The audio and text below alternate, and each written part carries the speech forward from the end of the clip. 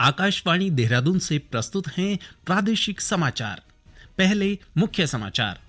Dehradun police ने flying hoc अभियान के तहत अवैध ठेली और रेहड़ी लगाकर यातायात अवरुद्ध करने वालों के खिलाफ कार्रवाई की। चालू वित्त वर्ष में पिछले 9 महीनों के दौरान भारत के स्पेस स्टार्टअप्स में 1000 करोड़ रुपए से अधिक का निवेश। सेब और कीवी की खेती का उच्च तकनीकी प्रशिक्षण लेने के लिए उत्तरकाशी के किसानों का 30 सदस्यीय दल हिमाचल प्रदेश के सोलन भ्रमण पर। विकसित भारत संकल्प यात्रा प्रदेश भर में जारी। और रुद्रप्रयाग में क्रिकेट सत्र 2024-25 के लिए जिला स्तरीय टीम के चयन के लिए 31 दिसंबर को ट्रायल आयोजित किए जाएंगे।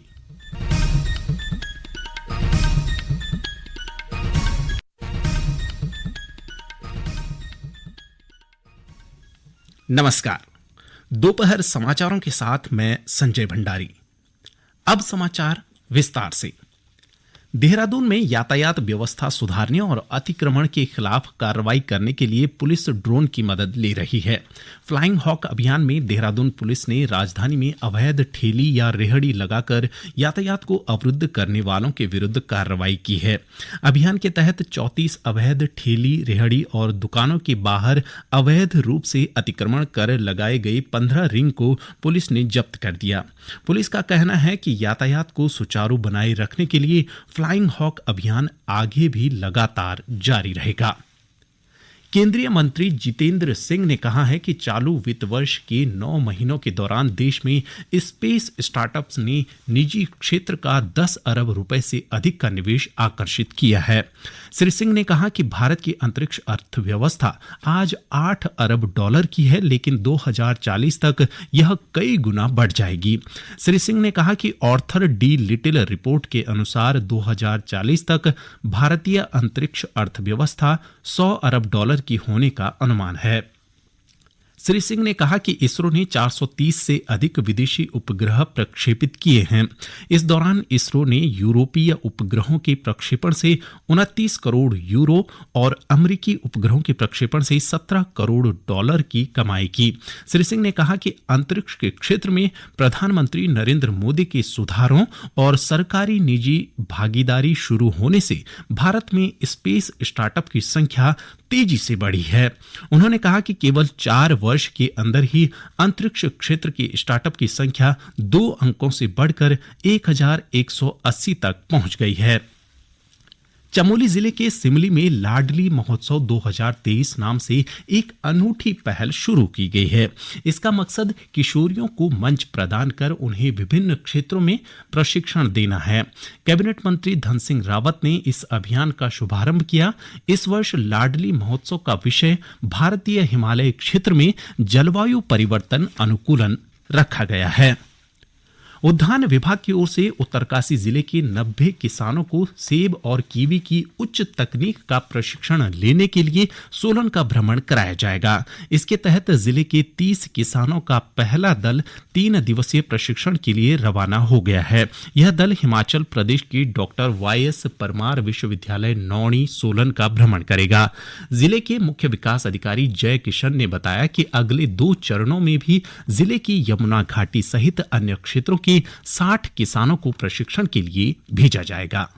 उत्पादन के उनको क्वालिटी इम्प्रोवाइज हो, उनकी लाइवलीहुड में जो आमदनी है वो बढ़े, इसलिए हम 3 बैचेस में ये पहली बैच आज जारी है, जिसकी ट्रेनिंग 18 से 20 दिसंबर तक सोलन में होगी।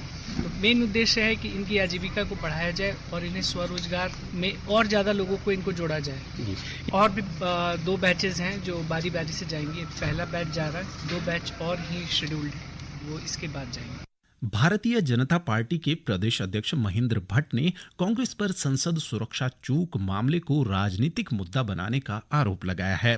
उन्होंने आरोप लगाया कि संसद की सुरक्षा को नजरअंदाज करते हुए इसे पूरी तरह राजनीतिक मुद्दा बनाना विपक्ष की मंशा को संदेहजनक बनाता है। नगर पालिका रुद्रप्रयाग क्षेत्र के तहत गाय और नंदी के संरक्षण को लेकर राजमार्ग के किनारे आकृतियां बनाने का काम शुरू हो गया है। शहर की वीरान दीवारों पर अब लोगों को भगवान शंकर के साथ ही गाय और नंदी की आकृतियां दिखाई देंगी। जिला प्रशासन के निर्देश पर यह कार्य किया जा रहा है। इसके साथ ही लोक निर्माण विभाग कार्यालय से बेलनी पुल तक नालियों का निर्माण और राजमार्ग की स्थिति को सुधारते हुए इंटरलॉकिंग टाइल्स लगाई जा रही हैं, जिससे बरसात के समय सड़कों पर पानी न भरे और लोगों को आवागमन में दिक्कतें न हों। विकसित भारत संकल्प यात्रा राज्य के शहरी और ग्रामीण हिस्सों में पहुंचकर जन कल्याणकारी योजनाओं की जानकारी आम लोगों तक पहुंचा रही है। पात्र लाभार्थियों को मौके पर ही सरकारी योजनाओं के साथ जोड़े जाने से प्रदेश में यह यात्रा आकर्षण का केंद्र बनी है और बड़ी संख्या में लोग इसमें हिस्सा ले रहे हैं। चमोली जिले के गैरसैंण की ग्राम पंचायत फरकंडे में विकसित भारत संकल्प यात्रा कार्यक्रम आयोजित किया गया। इस मौके पर कैबिनेट मंत्री डॉक्टर धन सिंह रावत ने प्रधानमंत्री आवास योजना के चेक, प्रधानमंत्री उज्ज्वला गैस कनेक्शन और सहकारी समिति समूह चेक वितरित किए। डॉक्टर रावत ने सूचना, शिक्षा और संपर्क IEC वाहन को जिले के अन्य हिस्सों के लिए रवाना भी किया। विकसित भारत संकल्प यात्रा का रथ ऊधम सिंह नगर जिले की विभिन्न ग्राम पंचायतों में पहुंच रहा है। इसी क्रम में जिले के गदरपुर विकासखंड के मदनापुर पहुंचने पर ग्रामीणों ने संकल्प यात्रा का स्वागत किया। इस दौरान मेरी कहानी मेरी जुबानी कार्यक्रम में किसान सम्मान निधि का लाभ उठा रहे लाभार्थी पूरन सिंह ने इस योजना के लिए केंद्र सरकार का आभार जताया।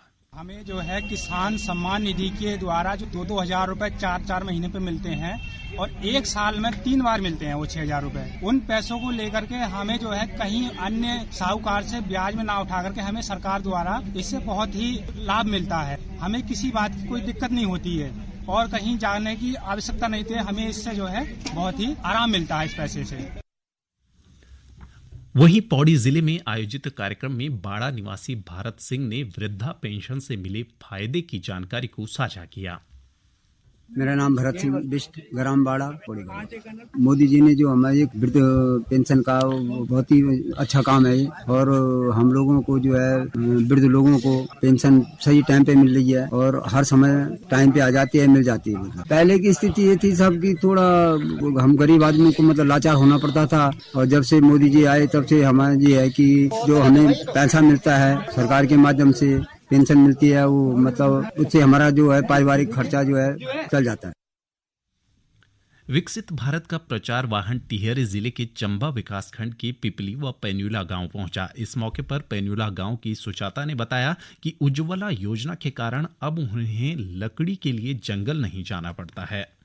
मैं ग्राम पेनुला से हूँ। मैं जंगलों में लकड़ी लेने जाया करती थी और मैं पहले 1 घंटे पहले चूल्हा जगाने आती थी और अब मुझे जब उज्ज्वला गैस प्राप्त हुआ तब मैं धुएं से राहत मिली।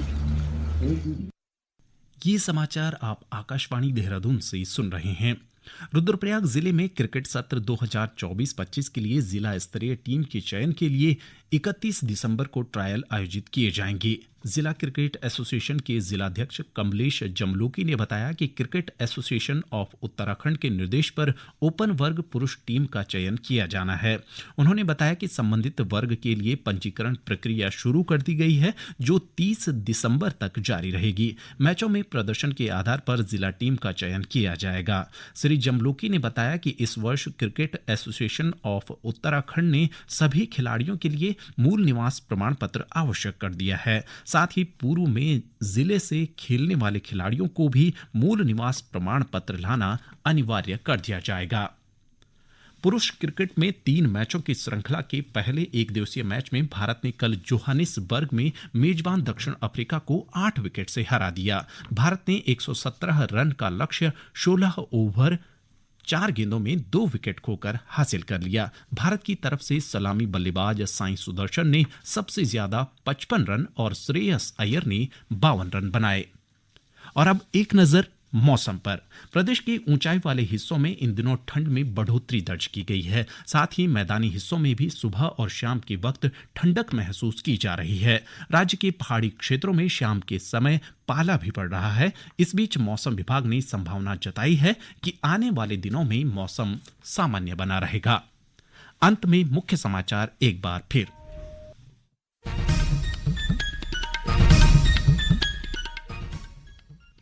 देहरादून पुलिस ने फ्लाइंग हॉक अभियान के तहत अवैध ठेली और रेहड़ी लगाकर यातायात अवरुद्ध करने वालों के खिलाफ कार्रवाई की। चालू वित्त वर्ष में पिछले 9 महीनों के दौरान भारत के स्पेस स्टार्टअप्स में 1000 करोड़ रुपए से अधिक का निवेश। सेब और कीवी की खेती का उच्च तकनीकी प्रशिक्षण लेने के लिए उत्तरकाशी के किसानों का 30 सदस्यीय दल हिमाचल प्रदेश के सोलन भ्रमण पर। विकसित भारत संकल्प यात्रा प्रदेश भर में जारी। और रुद्रप्रयाग में क्रिकेट सत्र 2024-25 के लिए जिला स्तरीय टीम के चयन के लिए 31 दिसंबर को ट्रायल आयोजित किए जाएंगे।